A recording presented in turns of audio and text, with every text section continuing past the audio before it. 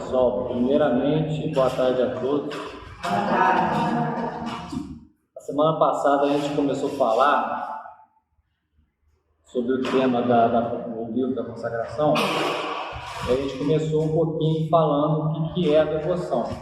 Aí eu me lembro que eu revi a gravação que a gente fez, eu me lembro de ter dito, frisado bastante no ponto de que a devoção ela não parte somente de um sentimento. Não quer dizer, às vezes ficou claro, não quer dizer que o sentimento não faça parte da devoção, ele faz parte, ele faz a parte importante da devoção.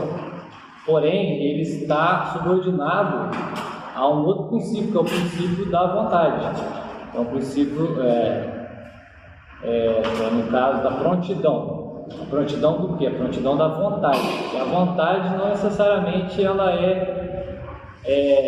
não é um sentimento, a vontade. A vontade é algo que a gente vai explicar aqui mais adiante na aula de hoje, tema de hoje. Então é através da vontade que você tem essa prontidão, diferente do desejo, do sentimento. E a gente diz também que a consagração é uma espécie de entrega plena e total a Jesus, mas pela via de Nossa Senhora, conforme está no tratado, né? O livro todos tem aí. E essa consagração é como que tornar sagrado, ou assim, amplificar, de uma certa forma, a devoção comum que a gente já tem, né? Conforme cada um na sua própria experiência, todo mundo é devoto de Nossa Senhora em algum grau. A tendência com essa consagração é que essa devoção amplie, inclusive, o sentimento. E a gente tocou também na parte da escravidão, que a gente vai se tornar com essa consagração escravo voluntário, ou seja, um ato de vontade a Maria, a Jesus, pelas mãos de Maria.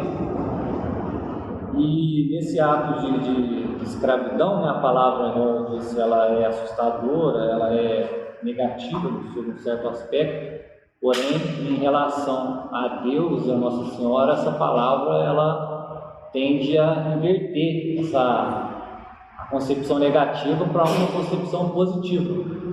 Então, por exemplo, o que é um hábito de um escravo forçado? Alguém que é forçado a ser escravo, ele tem que obedecer a um superior, alguém que tenha domínio sobre ele.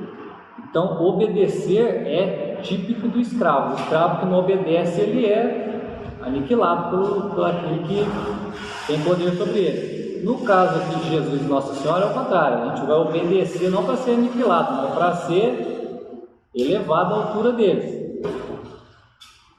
Então, há certas vantagens ou consequências de você se tornar por livre ou espontânea vontade um escravo. E tudo se baseia na obediência.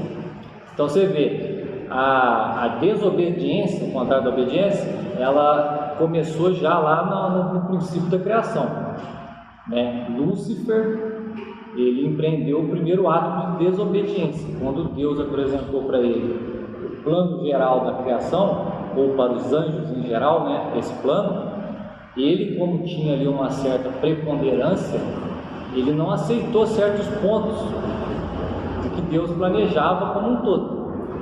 Então ele, no ato dele, ele desobedeceu. E por isso ele teve a condenação eterna. E como criatura espiritual, ele teve a condenação eterna. E também Adão e Eva, eles desobedeceram um mandamento, né? Deus deu um mandamento. Ele falou, não comeis daquela árvore.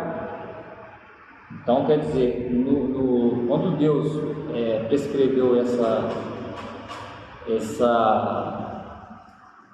para eles, não coma daquela árvore, eles desobedecendo, eles perderam o estatuto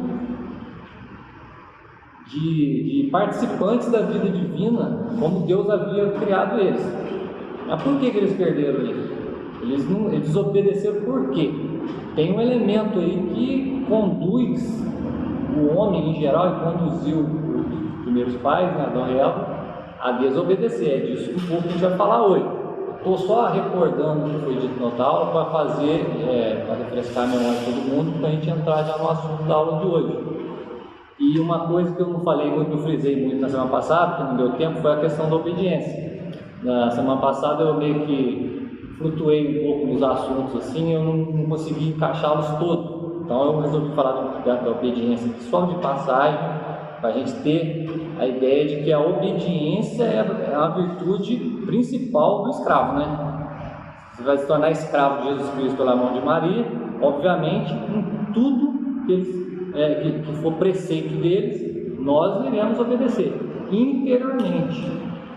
É uma coisa que parte do interior, não é só vamos dizer, uma servidão externa, tipo, poxa, eu não posso desobedecer porque todo mundo vai falar, aquele ali se consagrou e está ali fazendo aquela coisa. Não, nós como católicos, a gente não está aqui para julgar ninguém no mundo, a gente está aqui para corrigir e ajudar o próximo. Corrigir quando o próximo está fazendo algo errado, e corrigir não significa julgar, né? Você julga porque, assim, o ser humano tem a capacidade de julgamento porque é da natureza do homem julgar as coisas. Por exemplo, você olha uma situação, você fala, aquilo é errado. Isso é julgar. Não necessariamente você está julgando o indivíduo que está errando, você está julgando a ação errada. Então, nós não devemos odiar o pecador, mas sim odiar o pecado. Mas todo mundo aqui, que todo mundo saiba disso. Então, o que eu queria começar aqui hoje, no caso?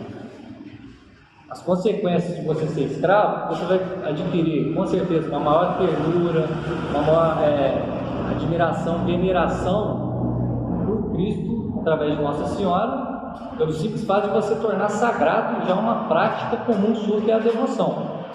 Então isso daí a gente concluiu um pouco na aula passada.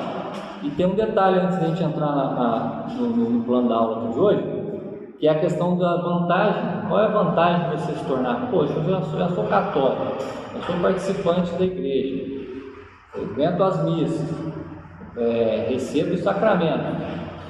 Por que da consagração? Qual vantagem tem nisso? A vantagem é simples. Vou falar bem pouquinho já. A vantagem é a seguinte: tudo que você tem se resume a bens exteriores e bens interiores. Os bens exteriores é fácil de você imaginar que são os objetos, nossas posses, nossas propriedades, assim, a nossa casa. São os bens exteriores. Os bens interiores são mais complicados de entender porque são mais sutis. O que são nossos bens interiores? Nossos méritos, porque as nossas ações elas têm méritos ou deméritos. O simples fato é a gente ser guiado pela justiça divina e saber que existe um mal no mundo, um pecado ou vários pecados que nós não devemos se inclinar a eles. Então começa por aí. Todas as suas ações existem méritos. Por exemplo, você reza, você adquire méritos. Mas existe também um bem interior que chama bem satisfatório. O que é o bem satisfatório? É quando, por exemplo, você faz uma oração pelas almas do purgatório, aquelas almas que estão padecendo, então, em satisfação, em reparação dos pecados que eles cometeram, estão lá se purificando, a gente faz missas, orações, intenções, jejuns. Então, isso é um valor interior que a gente consegue com nossos atos interiores, que é o valor satisfatório, e o valor impetratório. Impetratório é quando você, por exemplo, você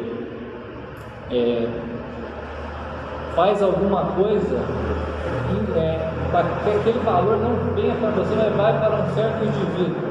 Você tem uma graça para sua mãe, uma cura para ela, sua mãe está doente. Entendeu? O seu filho está desempregado, eu quero que você faça uma oração.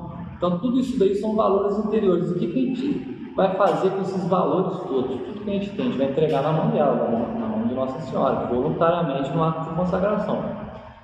E esses valores, eles estão na mão dela, eles não são mais nossos. No ato de consagração, você pegou tudo na mão dela. Então, eu não posso pedir coisas para mim na minha oração? Claro, você pode. Você pode até pedir para outros, igual eu estava falando. Mas fica claro aqui no livro, quando terminar de ler, ou quem já leu, que não parte mais de nós entregar esses méritos para as pessoas com as nossas orações, parte dela. Então cada ato interior, exterior seu, que você faria para o próximo, você pode continuar fazendo, mas com a plena consciência de que é a vontade dela que vai mandar, porque os bens já não são seus, são dela.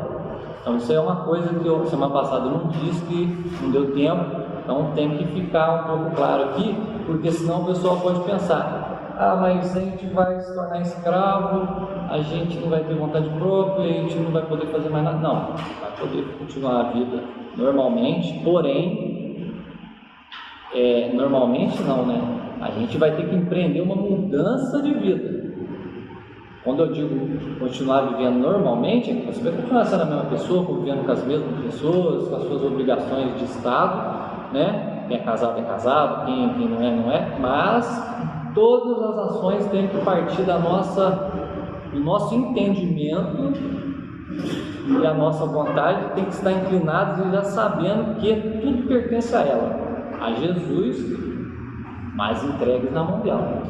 Então esse é um detalhe que eu gostaria de deixar claro, para a gente começar aqui o assunto mesmo da aula.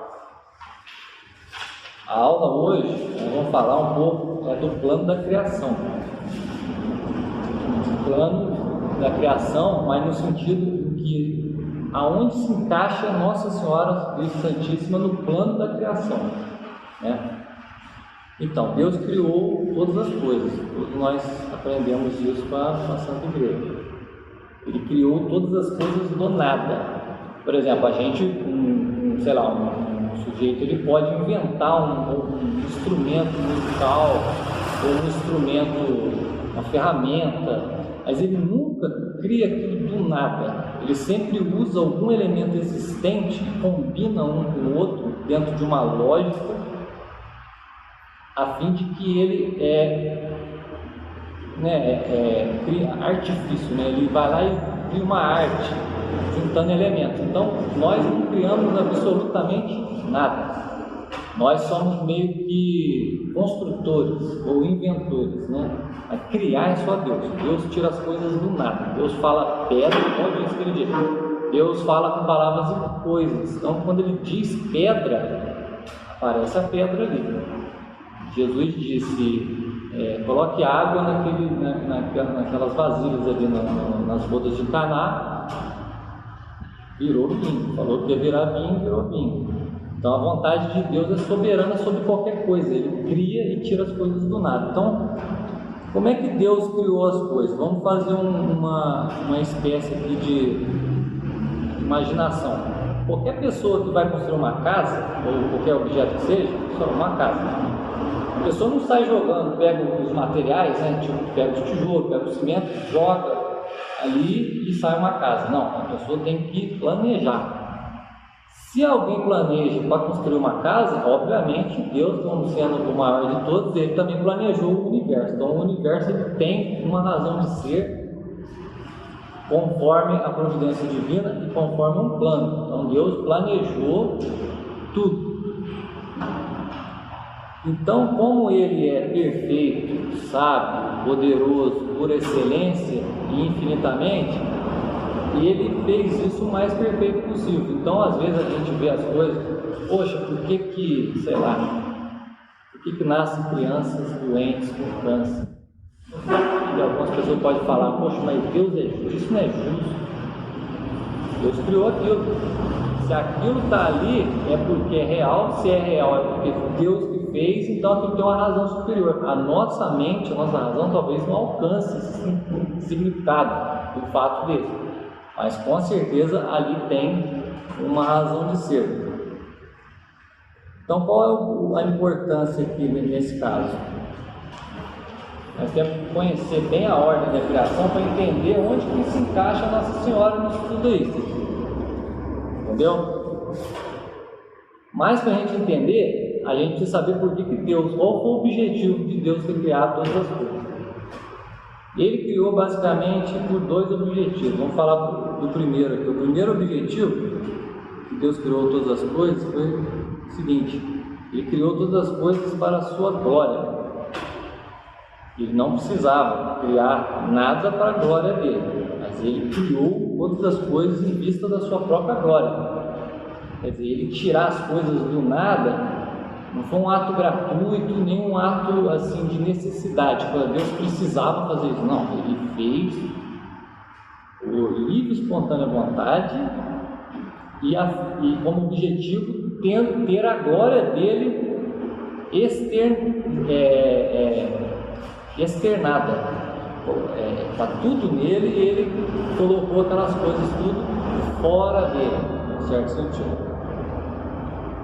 Aí você pode pensar assim, por exemplo, imagina um exemplo assim de um grande artista, tipo Michelangelo, um escultor.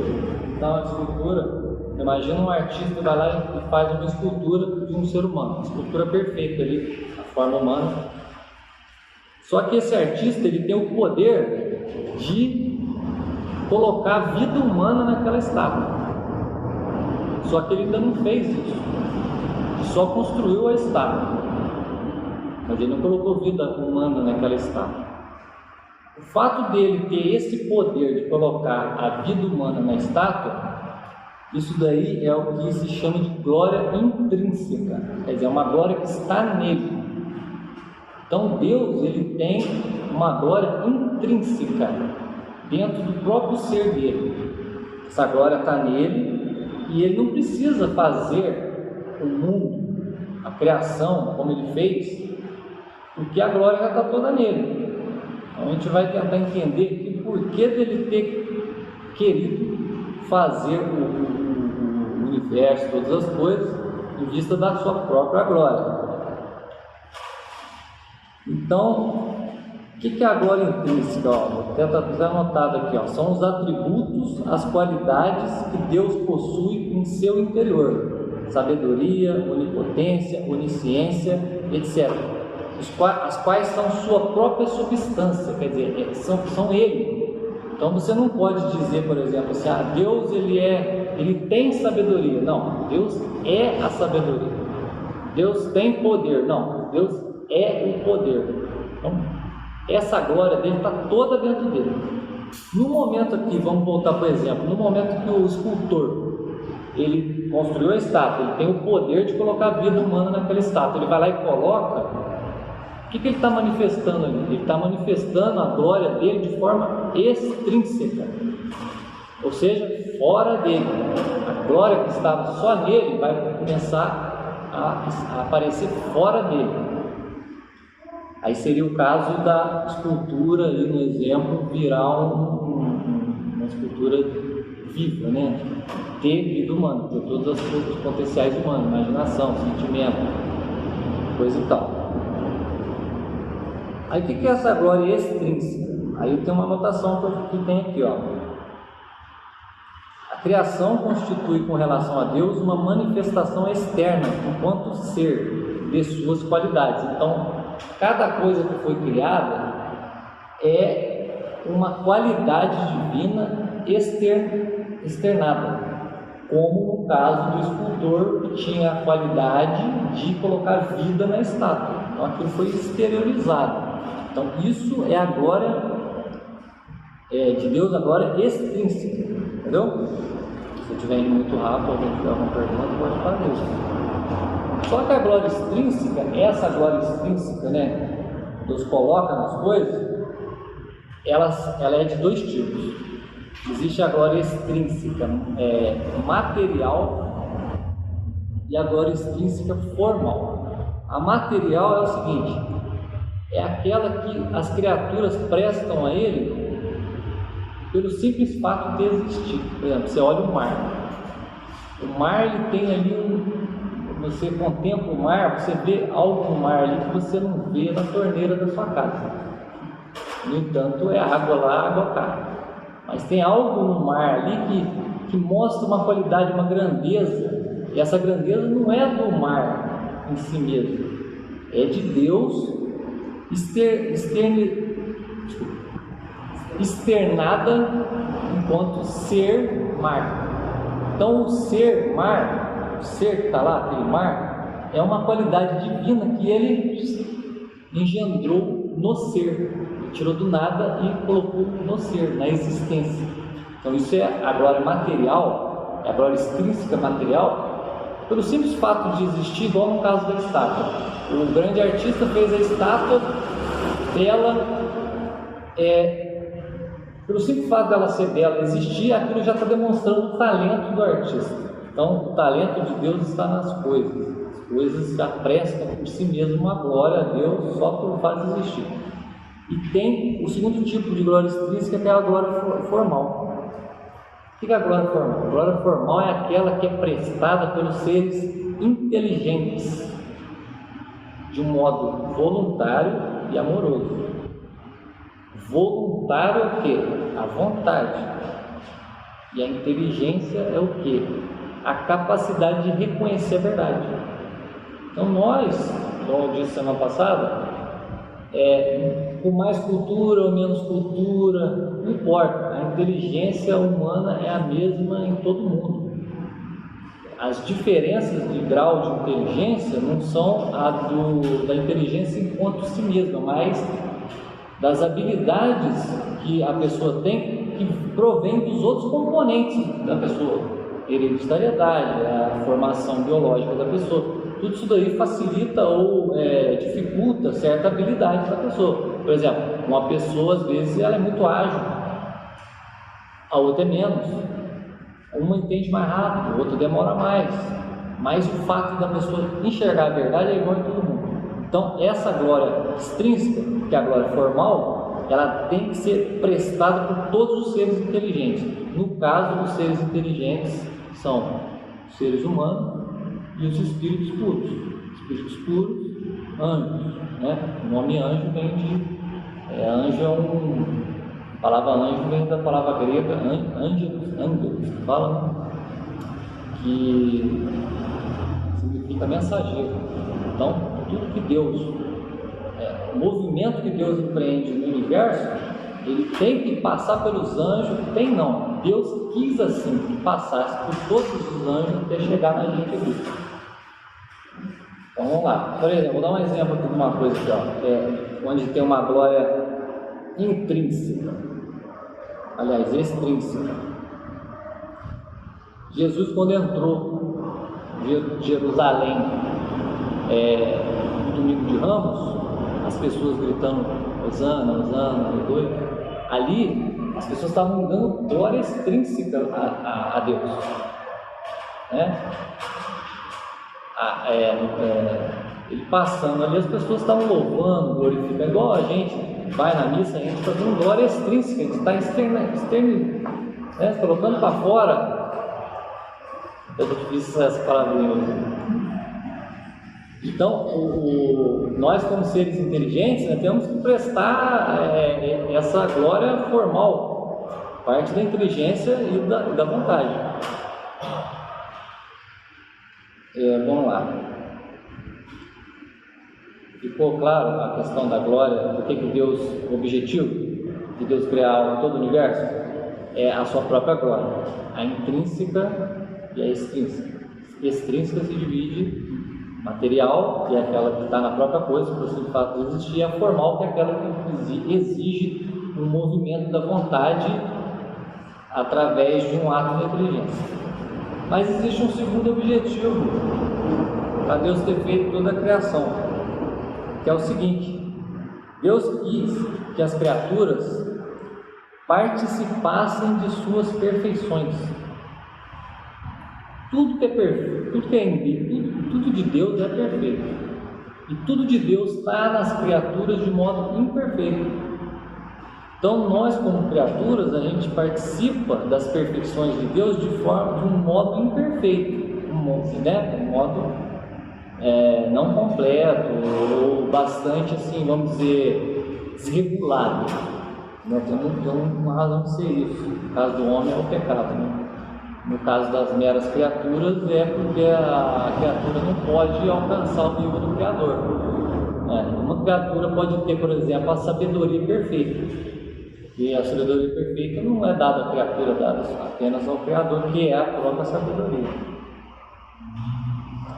Por que ele fez por que ele quis que as criaturas participassem da sua perfeição? São Tomás de Aquino fala o seguinte: o bem, tudo que é bem, tudo que é bom, ele é difusivo por natureza, é eminentemente difusivo.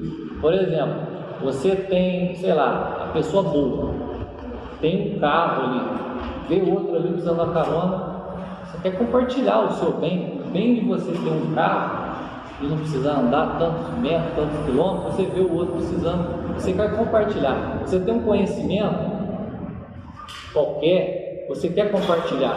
Então, tudo que parte do bem, ele é efusivo. O bem não foi feito para ser escondido. Jesus falava: para que você vai acender uma lamparina, uma vela e esconder debaixo da cama? Você acendeu, você tem uma luz acesa em você, seja ela qual for, qualquer talento que for, qualquer graça que você tiver dada por ele, você tem que colocar aquilo em evidência, não por soberba ou porque você quer aparecer, sei lá, ganhar méritos aí na sociedade ou com as pessoas, mas simplesmente para refletir a glória de Deus, porque ele quis que as perfeições dele fossem colocadas nas criaturas, para que as criaturas participassem a seu próprio modo dessas perfeições.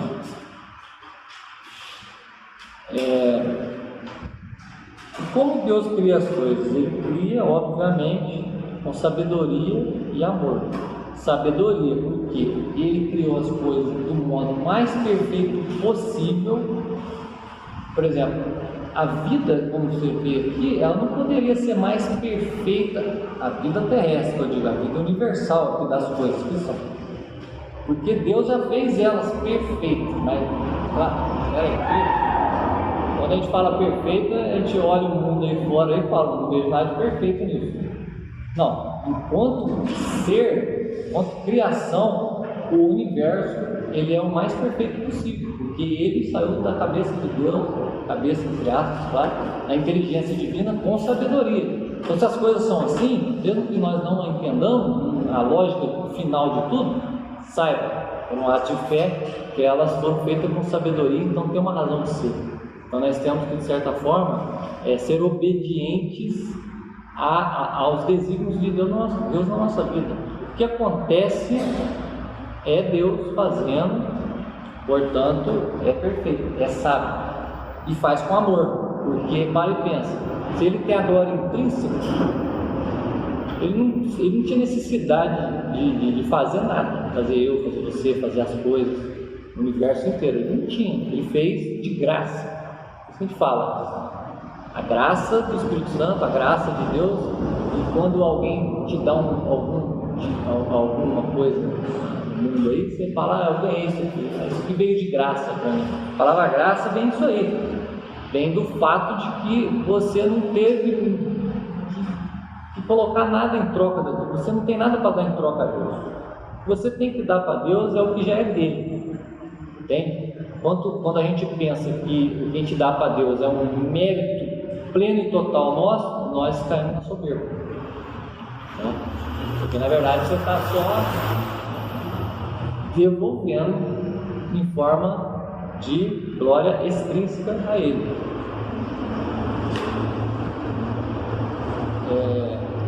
Aí no Catecismo da Igreja Católica tem uma coisa interessante. Vou até ler para vocês aqui, ó. Não sei se todo mundo já leu ou se tem em casa o catecismo, mas procurar na internet acha. Número 295, ó. Está escrito assim: cremos que Deus criou. É o barulho do ônibus, ele criou. Então vamos respeitar, deixa eu passar. Cremos que Deus criou o mundo segundo sua sabedoria. O mundo não é produto de uma necessidade qualquer, do destino cego ou do acaso, como diz os cientistas, né, os modernos aí que acreditam nisso.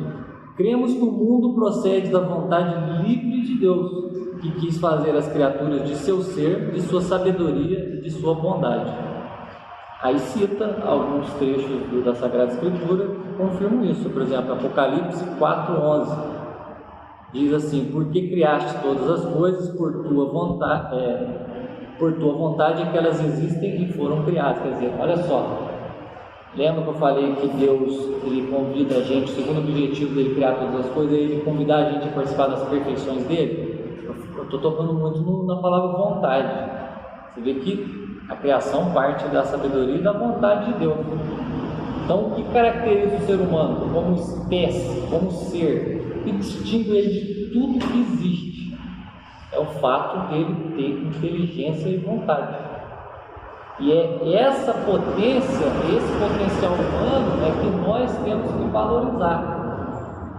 Aí que está. Quando eu disse do sentimento, às vezes a gente questiona estranho: poxa, mas o sentimento é algo ruim? Não, o sentimento ele foi feito quando Adão e Eva estavam no estado de beatitude. O sentimento deles era totalmente submissos à inteligência e à vontade. E o pecado original perverteu isso, então colocou a inteligência e a vontade à mercê das flutuações do apetite sensível, daquilo que você sente. Não necessariamente o que você sente é bom, às vezes você gosta de coisas que são más, e às vezes você não gosta de coisas que são boas. Você vê o mundo hoje, como é que as pessoas assim, algumas pessoas proferem até ódio à igreja. Parte de uma ignorância, tudo bem, mas existe ali um erro de cálculo, né? Onde a pessoa ela já não age mais como ser humano, ela age mais como um animal, mas não chega a ser um animal, porque o homem não tem como ele descer ao nível do animal, porque está nunca um não humano, né? Então vamos lá, vou pular essa parte. Por que Deus criou todas as coisas? Mas ele criou várias coisas, uma diferente da outra, e não criou tudo igual. Pelo simples fato de que as qualidades divinas são tantas, você não consegue nem imaginar a quantidade de atributos ou qualidades que Deus tem. E é óbvio que uma criatura só, se ele criasse só um tipo de criatura, ela não ia nela mesma conseguir externar todos esses atributos de Deus. Então Deus criou cada uma das coisas para revelar para as inteligências, né? E quem conhece são as inteligências. Animal não conhece, animal só sente, né? Animal ele só chega ao nível do conhecimento animal, conhecimento sensível, ele só sente as coisas. Nós não, nós os anjos conhecemos a verdade das coisas. Então se Deus criou um canarinho, é porque Deus nele tem um atributo nele que é ser canarinho. É bonitinho, aquilo canta, voa, uma gracinha amarelinho.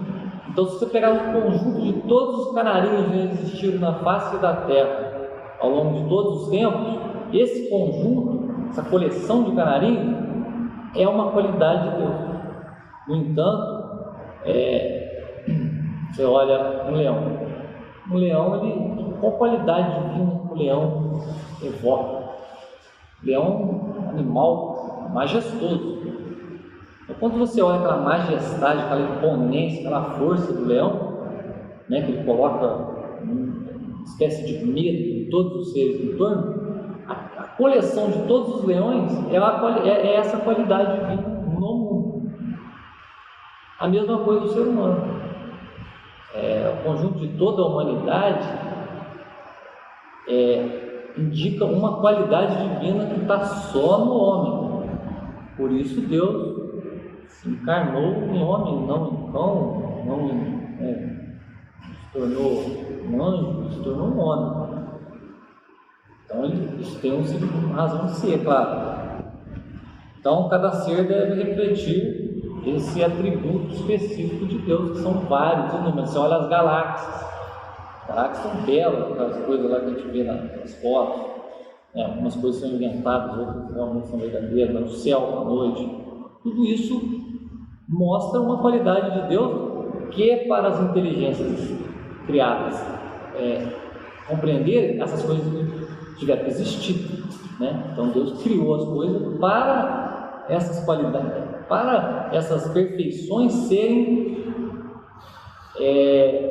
como é que eu vou dizer, compartilhadas com todos os seres. Vamos lá.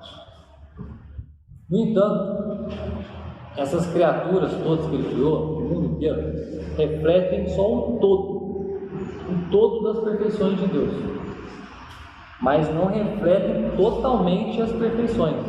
Então é como você pegar assim, você pega uma pessoa bonita, põe ela ali, você vai pintar um quadro. Aquele quadro sai perfeitamente igual àquela pessoa. Olha o quadro, olha a pessoa, idêntico. Porém, aquele quadro não respira, aquele quadro não sente, aquele quadro não entende, aquele quadro não é capaz de, uma mulher não é capaz de gerar um filho. Então, quer dizer, é sempre de uma forma incompleta que essas criaturas, né, do universo que Deus criou, refletem as perfeições de Deus. Então, vamos lá. Vou lá para essa parte. Vamos falar agora de um ser específico aí que Deus criou. Todo mundo lia lá, todo mundo já leu Gênesis, né? O que Deus criou no primeiro dia? Alguém lembra? Deus criou a luz. Ele falou, faça-se a luz. A luz. Faça-se a luz. A luz, você conhece a luz como? Você olha para o sol. Está lá o sol. Só que se ele criou a luz primeiro, ele não falou faça-se o sol, ele falou faça-se a luz. Então a existência da luz precede a existência do sol, porque o sol foi criado no quarto dia. Está escrito lá, no quarto dia Deus criou os luminares, as estrelas do céu. Então que luz é essa? O autor sagrado do Gênesis, conforme a tradição diz, foi Moisés.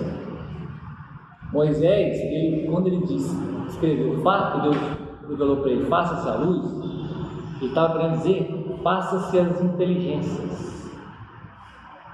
A primeira, das três naturezas que Deus criou, essa foi a primeira a ser criada, a natureza intelectual, a inteligência.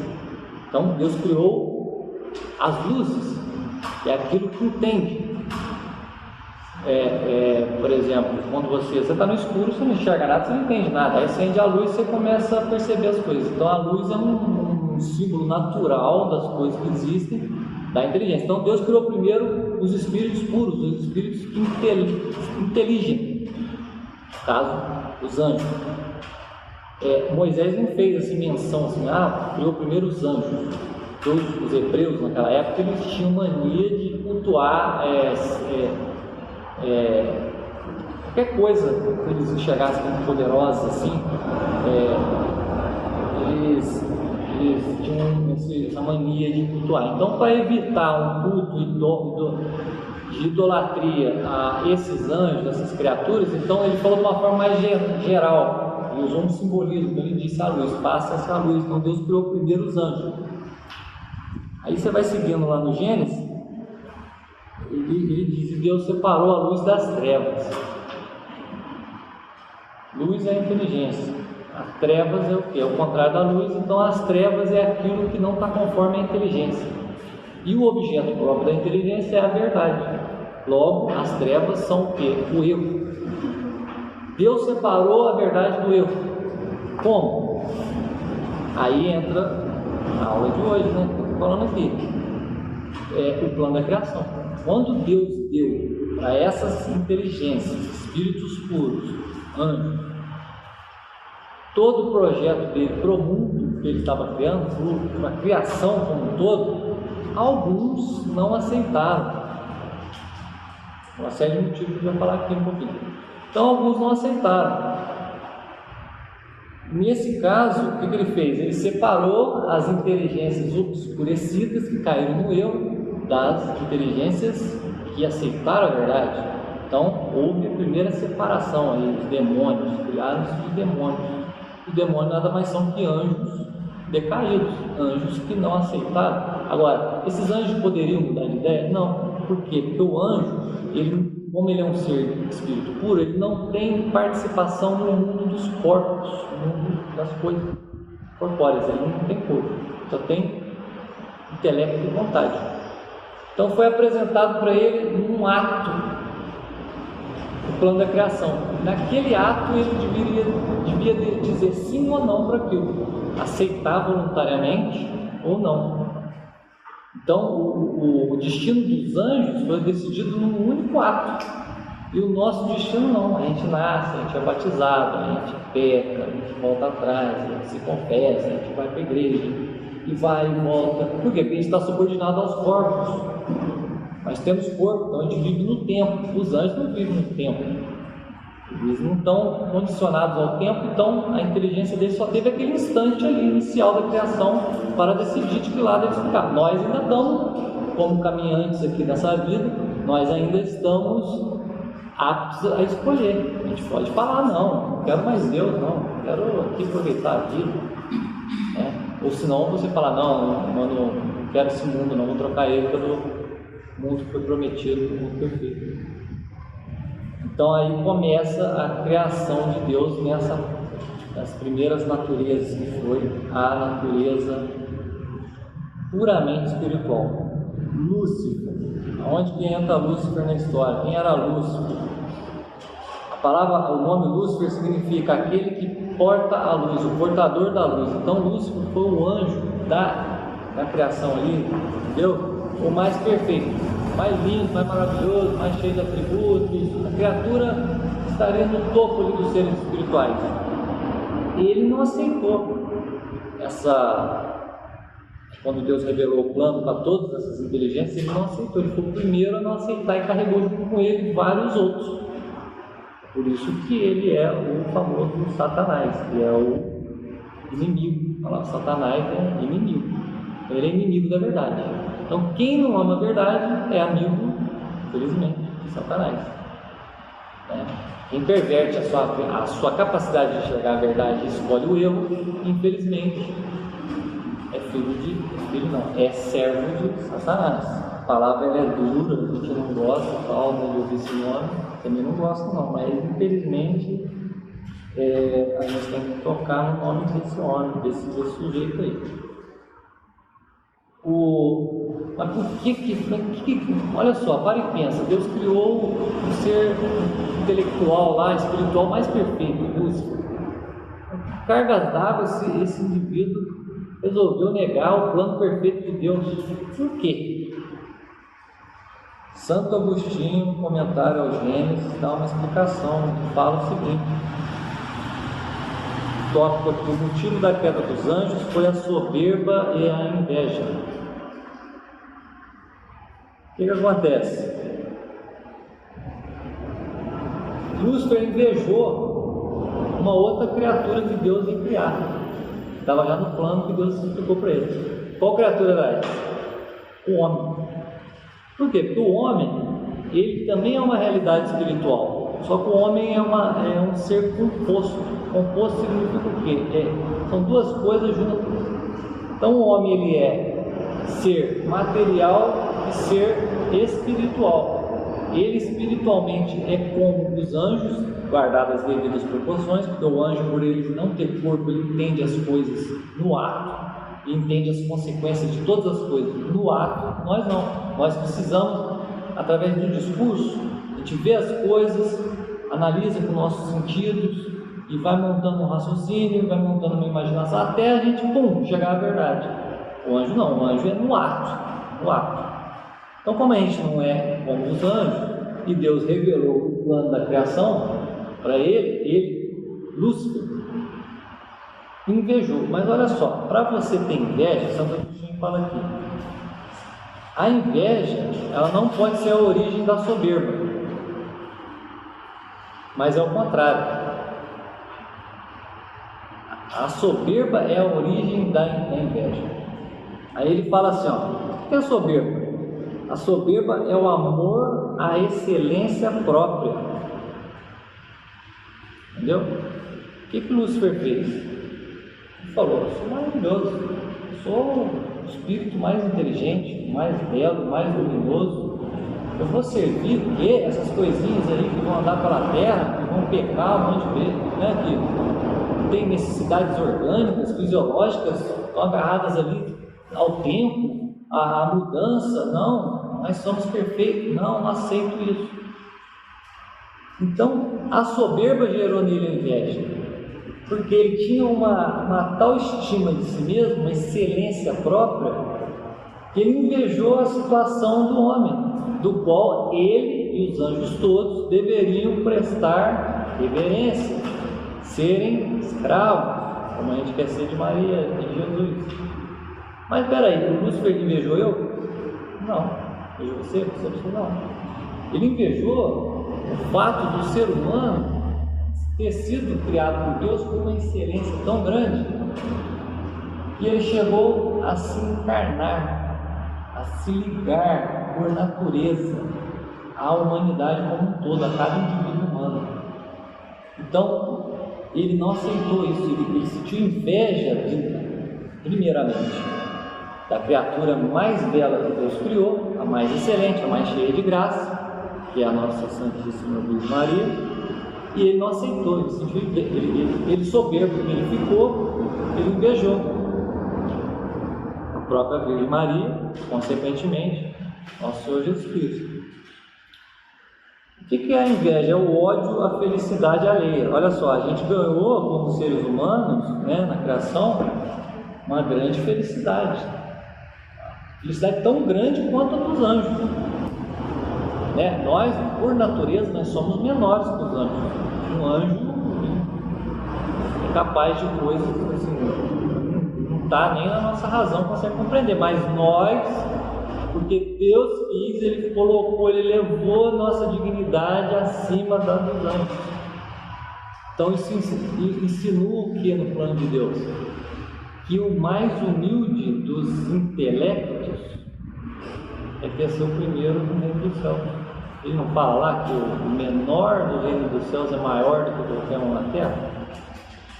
É um símbolo para essa realidade de que, se nós temos uma natureza espiritual, intelectual, mas ela está composta num corpo, de certa forma, nós somos, claro, inferiores do anjo, mas nós fomos elevados a uma dignidade pelo simples fato de Deus ter se encarnado como homem. Tudo bem. Vamos sair um pouco do Lúcifer e vamos aqui. Estamos já quase chegando no fim. Vamos falar aqui o seguinte: Deus criou, esse objetivo agora, Ele criou 3 categorias de seres. Isso aí é São Tomás de Aquino. 3 categorias básicas de seres, segundo São Tomás de Aquino. Os corpos, corpo é um ser. O corpo é um ser. Os espíritos puros, que são esses anjos, os que estão agora, os que estão decaídos, e os seres compostos, que somos nós.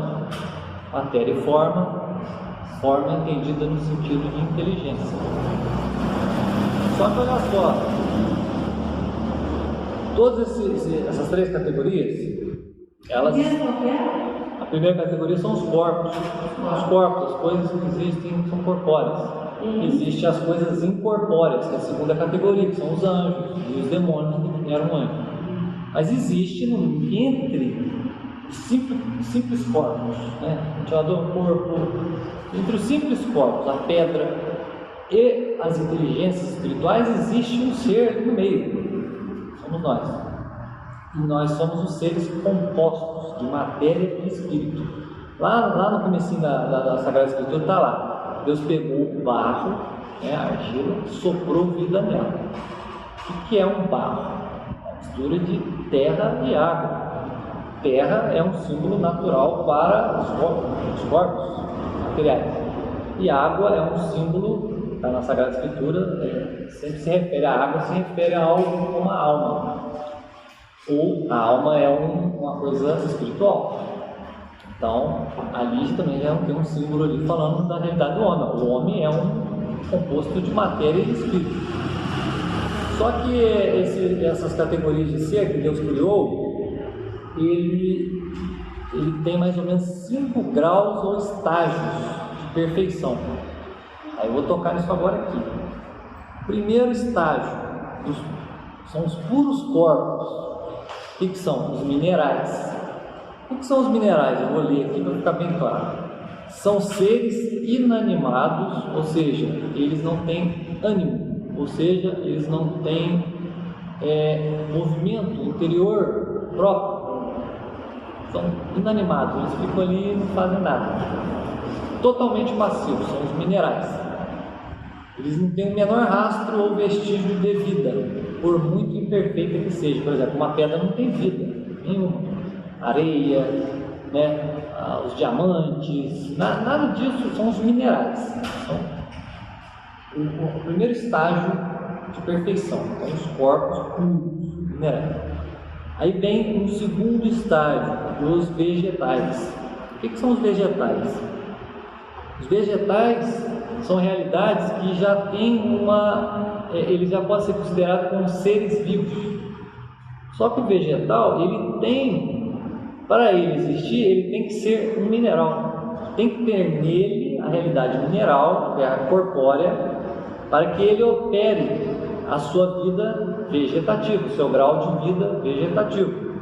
Então tá lá. O que é típico de um vegetal? Ele tem capacidade de nutrição, crescimento e reprodução. Você pega o belo exemplo de um alface. Ele ali no chão ali, ele se nutre da terra, com isso ele cresce e depois ele se reproduz. Então é um segundo estágio de perfeição desses seres criados que eu falei. Então ele já não é apenas um corpo, ele é um corpo com algo espiritual. Tem algo espiritual ali nos vegetais, né? Por quê? Porque eles são capazes de movimento. Quando a gente diz movimento, você nunca vai ver um alface saindo da horta e caminhando pelo quintal. O movimento aí, esse é o movimento que a gente chama na filosofia, movimento local. Mas existe um movimento imanente, que é um movimento interno. Então ele se movimenta, ele sai do estágio de semente e vai ampliando o estágio de maturidade. Isso constitui um movimento e é típico dos seres vivos. Os seres que não são vivos, o movimento que eles têm são movimentos causados por outros seres. Por exemplo, essa mesa não é capaz de se mover por si mesma, mas eu posso jogar ela para cá. Ela teve um movimento, só que é um movimento que a gente chama de transeunte, quer dizer, foi causado por um outro. Caso a pedra que rola, porque alguma coisa se deslocou ela do alto do morro para ela cair, então ela não tem movimento próprio. Aí tem um terceiro estágio, isso tudo, gente, parece que está fugindo, né? Nossa, fuge de consagração, mas é essencial a gente ter pelo menos uma noção dessas coisas, porque senão a gente não vai entender para onde estão indo, né? Como falava isso, Chesterton, né?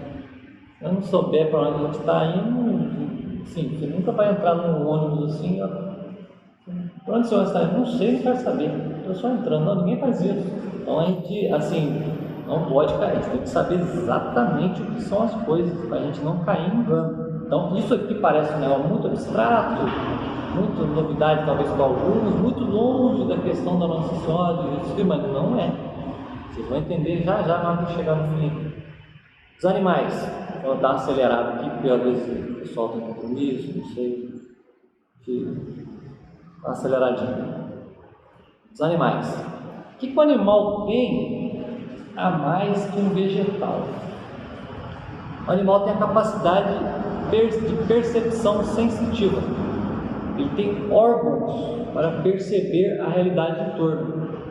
Uma maçã é um vegetal, ela tem um crescimento, né? Dado pela estrutura da árvore ali e tal. Mas ela não tem órgãos de percepção. Por exemplo, você morde uma maçã, ela não grita ai, não sente dor, ela não tem uma sensibilidade, né? A parte sensível dos vegetais é inexistente ou proto-sensível, não chega nem a ser considerado uma coisa sensível. Então os animais, o que são os animais? Eles são minerais, eles têm corpos constituídos de matéria. Eles são vegetais, porque eles se nutrem, crescem e se reproduzem, mas eles têm algo a mais, eles têm percepção sensorial. O cão escuta, ele vê, ele tem o tato, ele tem o faro. Então, a realidade animal ela é muito maior do que a realidade vegetativa, né? Das plantas e dos vegetais. Então, quer dizer, os animais, eles também têm uma espécie de vida espiritual. Mas os animais não vão para o céu, é diferente, já é outra coisa. Mas eles participam do influxo vital que só pode vir da realidade espiritual. Porque o corpo por si mesmo não é capaz de vida, né? Deus criar só os minerais, eles não iam desenvolver vida, porque eles não têm movimento. Como é que eles iam se nutrir, como é que eles iam crescer? Então, os animais eles já têm uma perfeição em vista dos outros dois anteriores. Agora chega o homem, é o que interessa para a gente aqui, para nós chegarmos no ápice aqui para fechar tudo. O que é o homem? Breves palavras. O homem é um resumo de todo o universo. Ele é um resumo, um compêndio. O que tem no homem? O homem é um mineral, ele é composto de corpo material.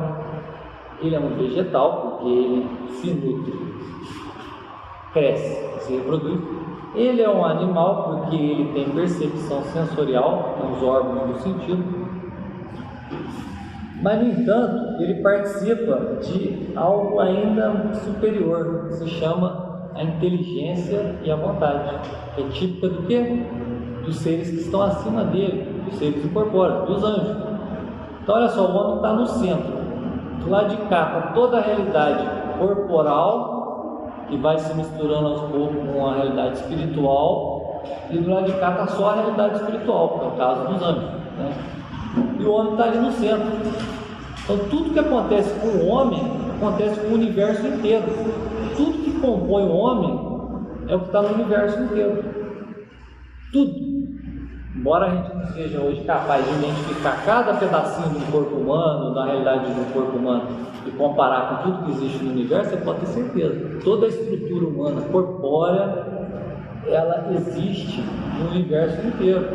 Então, quer dizer, o homem é criado com todos os elementos. Deus colocou ele no centro.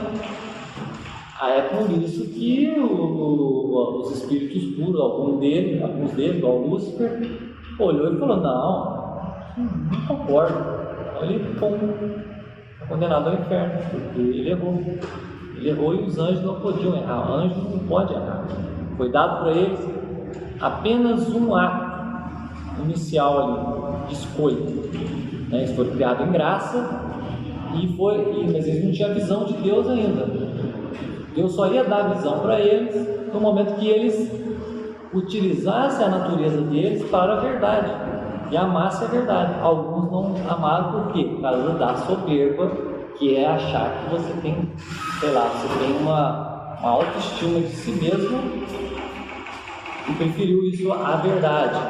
E acabou gerando nele a inveja e tudo isso que eu já expliquei. São Gregório Magno, ele diz assim: o homem é, em seu ser natural, uma espécie de micro-universo. É um universozinho, você, cada um. Nós temos tudo que há no universo de criação. Deus tirou do nada, está em nós, num indivíduo, numa pessoa, na zina, no mim, qualquer um pequeno mundo, um resumo, compêndio de toda a criação. Existe como os minerais, vive como os vegetais, sente como os animais e entende como os anjos. Então, São Gregório Magno já deu para a gente o caminho das pedras, onde se situa o ser humano nessa história toda. Só que, olha só, Deus, ele como faz tudo perfeito, ele criou tudo conforme uma hierarquia, né? A gente já falou dos anjos aqui, não precisa mais falar muito dos anjos aqui, não. Então Deus fez tudo com uma hierarquia. Então, vamos dizer, as coisas são desiguais, entendeu? Mas é uma desigualdade proporcionada, não é uma desigualdade, por exemplo, você fala: que triste, o mundo é muito desigual, pessoas passam fome e pessoas têm demais. É uma desigualdade negativa, sob um aspecto. né? Mas a desigualdade que Deus fez, por exemplo, você não, por exemplo, um ser humano, um bebê, se ele nasceu, se você colocar ele do lado de fora da casa, o que acontece no dia seguinte? Bebê morto. Ao nascer um macaco, o macaquinho já sai ali, ele consegue agarrar na mãe, fica ali e tal, ele já tem uma autonomia muito maior do que o ser humano. Em poucos dias ele já está ali catando piolho, catando banana, fazendo tudo. Então você vê que o ser humano, ele, em vista do macaco e dos outros animais, ele é frágil. Mas, olha só, a partir do momento que o ser humano desenvolve a aptidão dele, o macaco não pode nada contra o homem. Então você vê, ó, Deus faz tudo hierarquicamente, por uma razão de ser. Então tem seres que são superiores. Por exemplo, quando você vê uma pessoa, um santo, você vai lá e conhece um santo. O que você tem que ter pelo santo? Admiração, veneração. Jamais você pode ter inveja do santo. Falar, fulano é santo, é injusto. Todos nós sabemos que para ser santo precisa da graça. E a graça nós não temos, nós recebemos de graça. Então não é justo, né? Deus é injusto. Não, falou. Deus colocou aquele homem ali, ou aquele santo, ou aquele indivíduo que é muito bom, sei lá, em medicina, tem uma capacidade do sujeito ali entender, ou o sujeito que é muito bom para fazer escultura. Quer dizer, ele fez isso para quê? Para que nós sejamos humildes, para olhar para um outro como superior a nós. Falar, olha, realmente, você nisso, você é melhor do que eu. E eu quero que você me ensine isso. Ou eu quero participar desse bem que você traz ao mundo, porque esse bem, na verdade, não é seu. É parte do que eu falei lá atrás, da participação nas perfeições de Deus. Então, cada talento que cada um tem indica o quê? Indica essa hierarquia.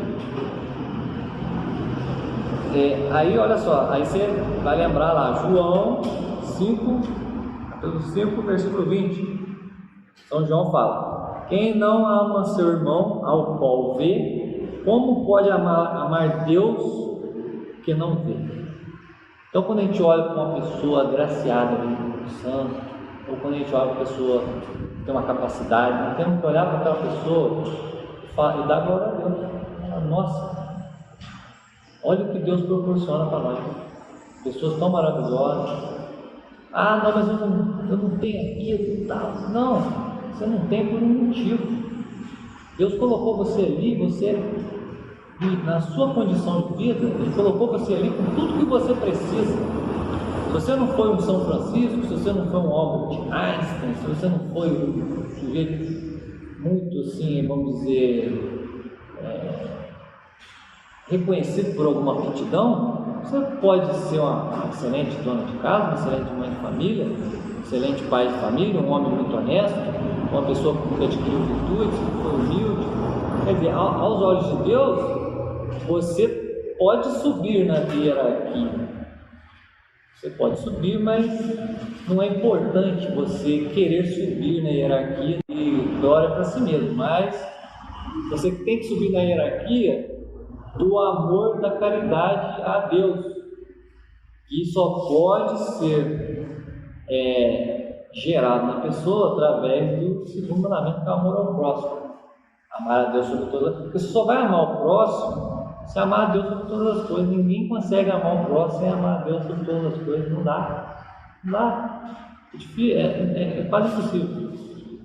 Então, através disso, você vai dar assim, ó, não, eu aceito o meu lugar na hierarquia que Deus fez. E é justo. Por quê? Porque Ele fez com sabedoria e amor. Porque diz que esses são os mandamentos. Deus fez os 3 primeiros com relação a Ele. E os outros? Com relação aos irmãos. Né? Porque não dá para você cumprir o 7º mandamento sem cumprir o primeiro. Você vai cumprir você está lá assim, não assassinarás, né? Porque a gente fala não matarás, mas a conotação da palavra que foi escrita lá no idioma original é não assassinarás, quer dizer, tirar a vida do outro sem justo motivo.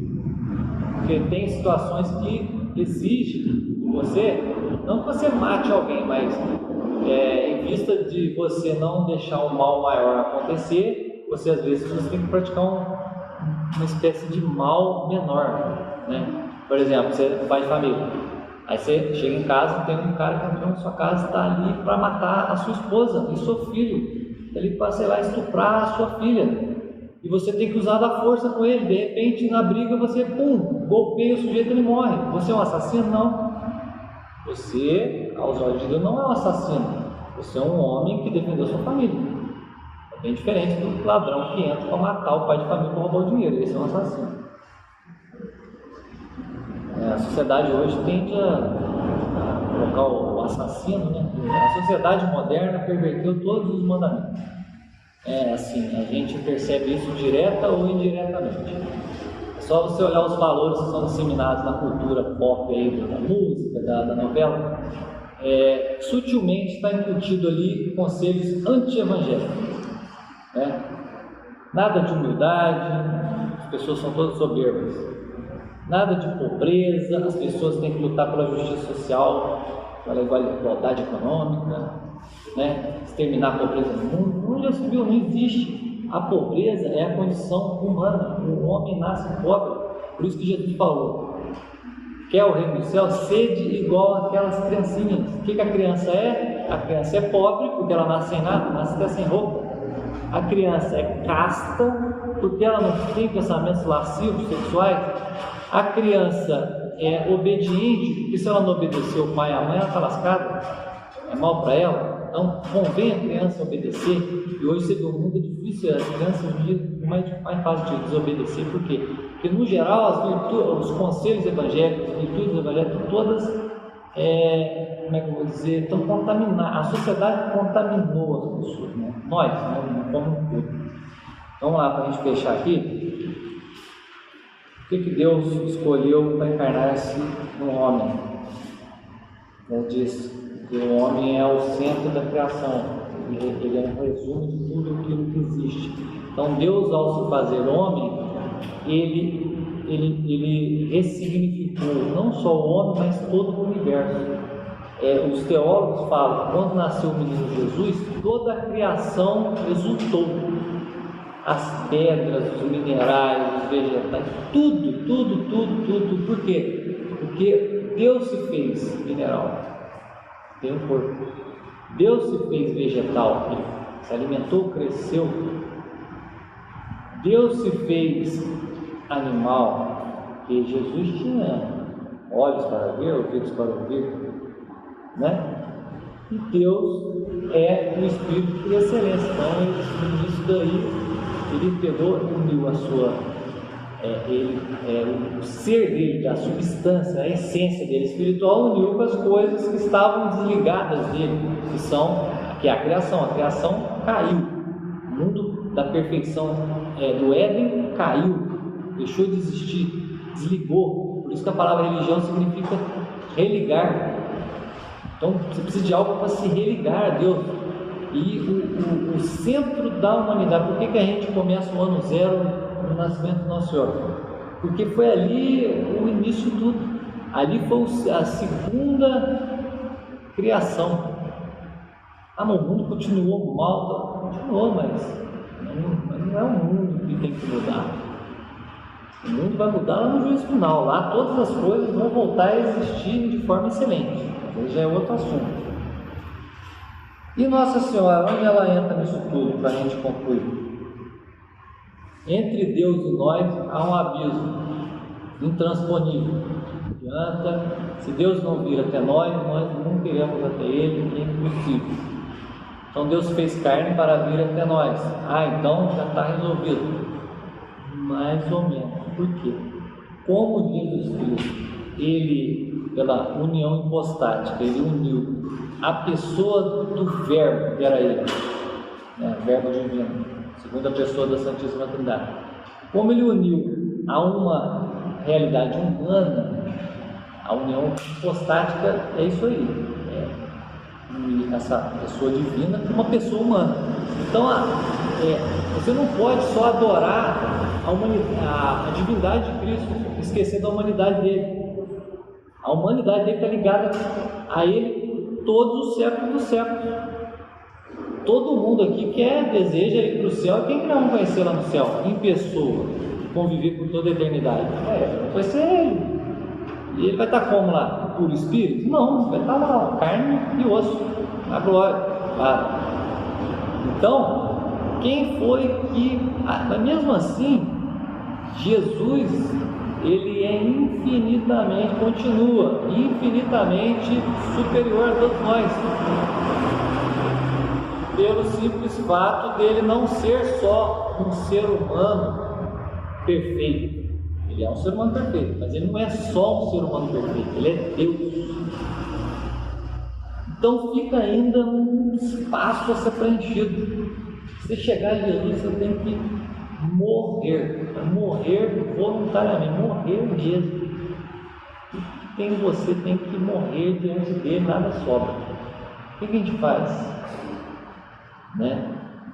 Aí entra nossa querida Santíssima Virgem. Ela é o que? Criatura. Ela não é divindade.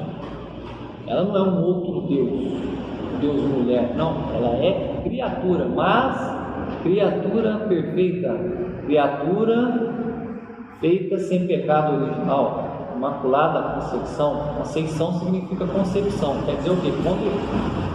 Quando os pais dela tiveram o seu relacionamento e uniu o elemento de um com o outro, ali não houve a desordem do pecado original que eu falei semana passada. Ali, desde ali, a alma dela já entrou no mundo plena de graça, como o anjo disse a ela, Ave Maria, cheia de graça.